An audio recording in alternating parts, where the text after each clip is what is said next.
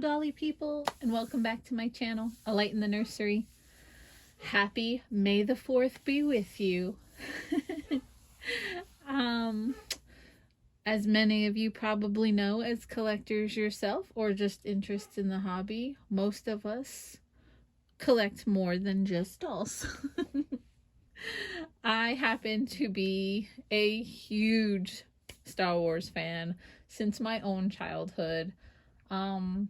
I do prefer the original movies, but The Mandalorian was fantastic. And of course, as a doll collector and lover of all things cute and adorable, you know that Baby Grogu was, of course, on the top of the list of new things to be obsessed about. So, happy May the 4th. Today we have Bastion here with us, and he's actually Ashton Drake Reborn, because he is the Ashton Drake original face sculpt. I do not remember which one he is because he has been completely reborn. But he has a lot to do with today's topic. So today, not only showcasing the incredible Star Wars collection, and you guys, this is only the tip of the iceberg here. I grabbed Star Wars things that I knew that I could fit in this windowsill. But my kitchen is actually completely decorated as Star Wars as well. So we've got, you know, the R2-D2 toaster and the bowls and the pot holders and, you know, all the cool cooking utensils because, yeah, we're Star Wars people here. But he's going to be part of today's topic, and we're just going to change him to match May the 4th just a little bit better while we chat. So I'm going to back the camera up. You're going to see even more of these fun Star Wars collection. Boom, more stuff.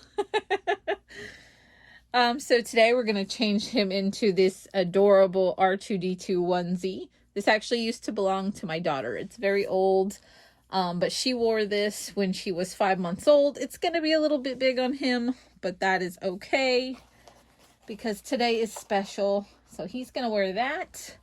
I've got a little white hat for him because she wore a white hat. Hers didn't have cute little ears on it, but this was what I could find. And we've got some little white sneakers for him. Very cute.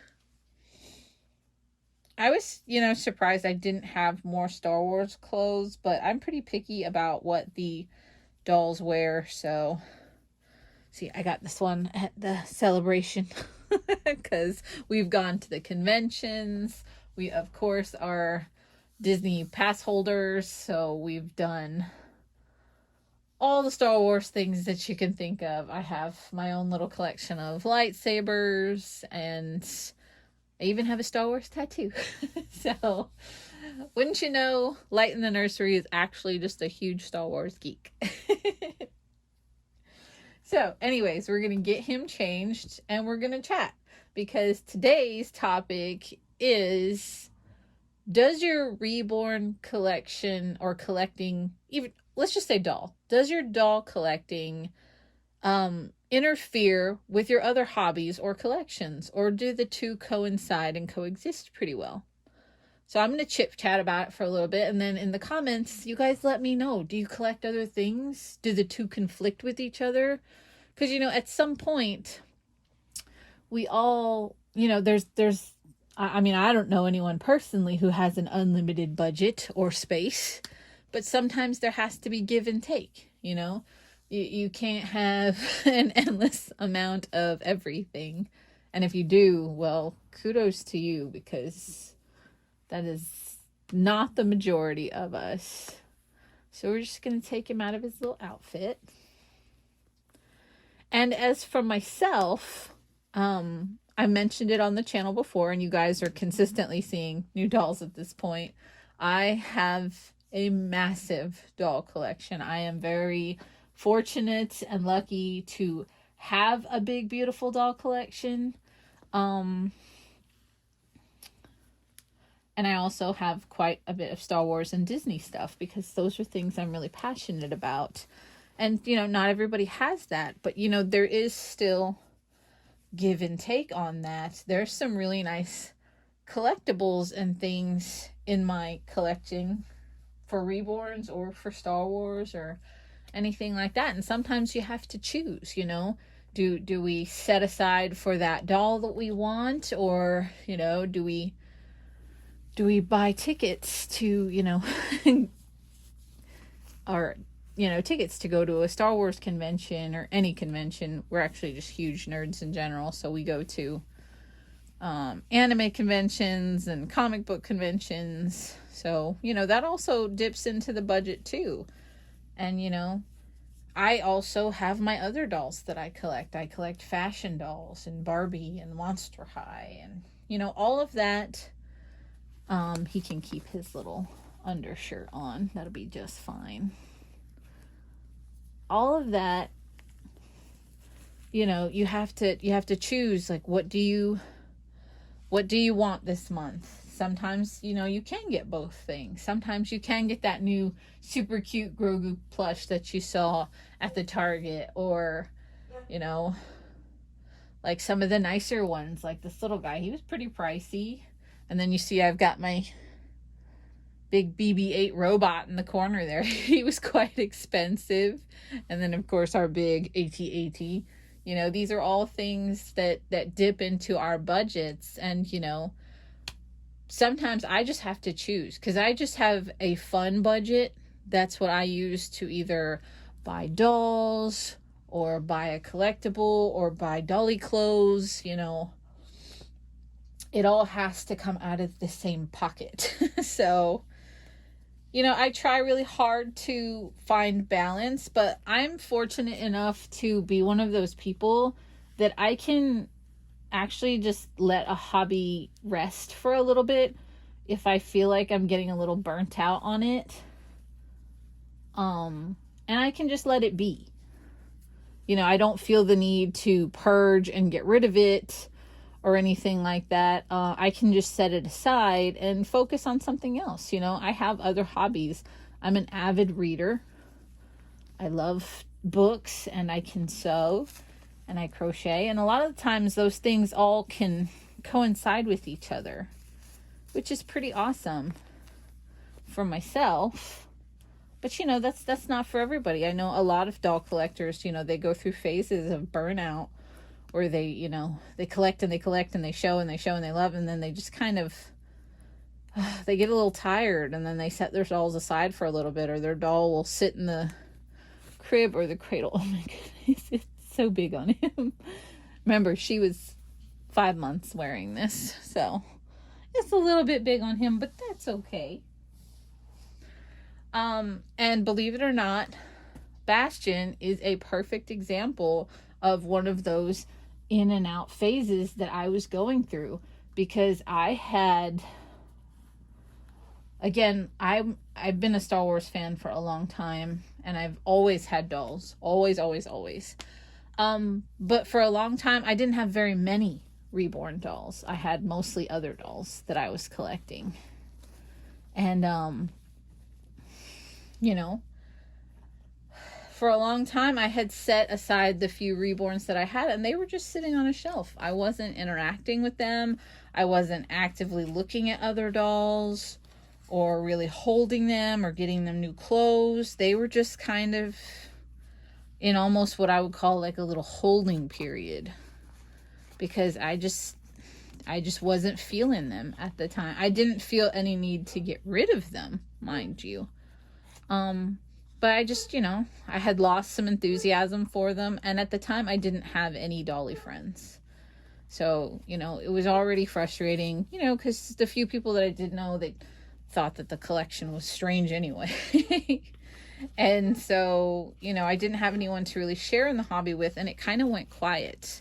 And I'm not going to say dead, because it always has been there, but I just wasn't actively collecting or enjoying them. So they sat on a shelf.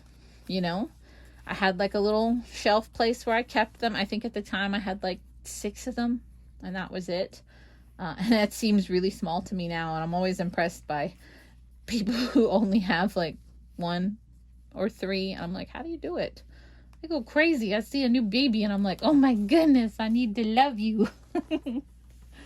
um, but back on track because I'm easily distracted. Look how cute he looks. All Star Wars'd out. Oh, he's adorable. He's a perfect example of that happening. I had sat them on the shelf and, I had gone about and did other things. Life was happening. I had moved to the house that I'm currently in. So I had just bought a house and, was getting settled. I was still working full time like I am today. And, just life had happened and they kind of just got pushed to the wayside. And I was at a thrift store, one of my favorite thrift stores. Y'all know I'm a thrifty girl. And I was just walking around, and at the time I was looking for things, for the house. Like I said, I had just bought this place, so I needed furniture to put in it. And, I was looking for things in the house and I had gotten a few things and I was by myself at the time and I go up to the register and at our thrift store, they rotate. They're not always expensive things. Sometimes they're just featuring things and they have them in bags up behind the registers. And you can ask the cashiers, oh, can I see, that record over there? Or I want to see sometimes they put like inbox Barbies and stuff up there. And I was up there and it was a long line and I'm staring and I'm looking. And of course I didn't have my glasses on at the time, so these people probably thought that I was squinting and glaring at them. But in one of the bags, shoved up in the corner, you couldn't even see his little face. He was butt overhead. You couldn't see anything. All you could see were his cute little feet. And I'm looking at the doll feet and I'm going, I bet that's a Reborn, because it's got good detail and he's a little beat up, which you can see, but I don't want to mess up his paint. So he's a slow fix, but I honestly just love him the way he is because I don't know what came over me. Cause again, I hadn't been collecting probably for a year or so, my collection I thought was fine the way it was. And I don't know, just something pulled at me and I had to see more than those feet.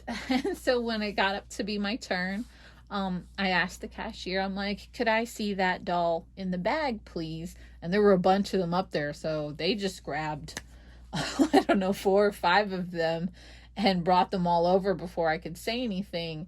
And I had pulled this little butt closer so I could see it, and I still couldn't get a good look at the face because it was so bundled up in the bag that they had shoved him in. It was a small clear bag, but he was completely just like, this was all you could get. It was awful. And I don't know, he wasn't priced super expensive. And I was just like, you can't even see if he's cute in there or not because you can't open the bag. And I was like, you know what? I'm not even going to ask her or try and finagle him around. I just felt this little tug on my heart. And I'm like, this little baby in the baggie. And I was like, let me just take him home and maybe I can clean him up and fix him up. And then at the time, my daughter was still quite a bit younger. And I was like, maybe Sophie will like him if I don't, or whatever the case may be. And I don't know. I took him home. I got into the car and it was hot and I didn't even open the bag right away. I got home, unloaded things, and it wasn't until much later that evening that I had pulled him out of the bag and I'm looking at him and I'm going, he's so precious. And he completely reignited my love for the hobby. I wasn't looking for him. He wasn't some fancy custom or something I had saved up for. And you guys, he's a little beat up. You see his little lip rub there? And you know, his hair is, he's got beautiful little soft mohair, but you know, it's really thin, and it was, oh, it was so matted and frizzy when I first got him. It was so matted and frizzy. And you know, he had marks on him. He's beautifully painted. Whoever, whatever artist out there reborn him did a beautiful job, but he had been through the ringer.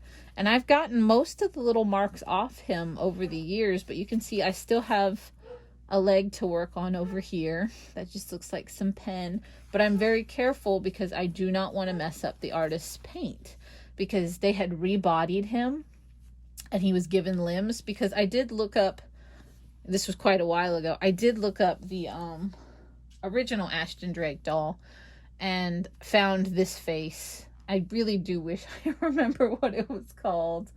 But I'm not even going to try and guess, because I don't consider him an Ashton Drake anymore, because he was reborn. He was repainted. He got new hair, which I'm impressed. I don't even know how they put new hair, because Ashton Drake heads back then could be very hard. So I would not have been able to root this. I imagine they kept it very hot in order to get that hair in. He was given 3/4 limbs, where originally he had 1/4. And I just think that, you know, he's so beautiful. But I thought it was incredible that, you know, just this one little chance happening completely reignited my love for the hobby. And, you know, the rest is history. And I haven't had a lull or a slump or a quiet period in my reborn collecting since, you know, finding him again. And it's been years. I've had him again since I first bought my house. We've been here for a minute. And so just years have gone by, but I credit my my reigniting the flame to Bastion here. So he's very special to me. And again, he was super inexpensive, and you know, he just reignited the flames of a hobby that I thought had gone quiet. And you know, you never know how your hobbies are going to mesh up in time, or you know, are they going to complement each other? Like today was a fun excuse to showcase another hobby of mine, you know, my love for something else, and the two are meshing beautifully. Like, look how stinking cute he looks in this. And you know, he gets to wear something that is also special to me. I had to pull this out of my daughter's memory box so that he could wear it, because she wore this to the Star Wars convention when she was 5 months old. So it's very special to me, and I had held on to it for all this time. You know, it's a little dingy. It did get washed, but that didn't help with, you know, how old it is and everything, because she's 12 now. So it's been a long time since she was 5 months sized. And, you know, it's really special to me that my hobbies can coexist and mesh into the giant personality that is me. And, you know, I'm curious, how many of you out there, you know, is it just dolls for you? Is that your one love and passion, and you focus all your energy into that? Because that's beautiful. Or do you skip and hop all over? You know, do you have one reborn that's special, or one dolly that's special to you? Because some people, you know, they don't do reborns, but they have Behringer babies, Behringer, I'm not sure. Or Paradise Galleries, or Ashton Drakes. You know, some people, they have a Walmart doll and they love it. And I love that. I love that for them, you know. And you know, maybe you don't have an actual baby looking baby at all. Maybe you collect plushies. There's some serious squishmallow collectors out there. My daughter collects some of them, and let me just tell you, she has shown me videos and pictures, and some of these people have entire rooms that you could jump into because it's all squishmallows everywhere. She has a top bunk that's her plushie collection, and that's a lot for her. But you know, I just think it's really amazing that, you know, our hobbies, they coexist with us, because each hobby is a part of us. You know, it's something else that ignited our passions, or you know, made us feel safe or secure, or just was something fun to do, and it became a hobby. You know, things go from an interest to a hobby, and I love when they hit crossroads with each other. I think it's just incredible. And so today was a perfect opportunity to just kind of chat about that, and you know, show you guys all my cute fun things. I do love anything cute Star Wars, let me just tell you. And when little Grogu came out, I couldn't. This little guy, so cute.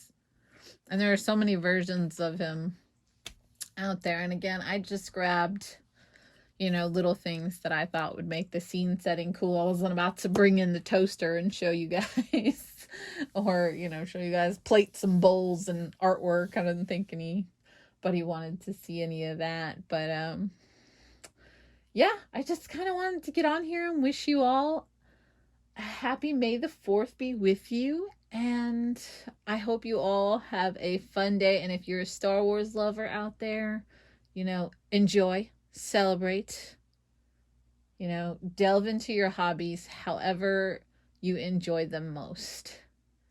And until next time, you guys, Bastion and I say bye.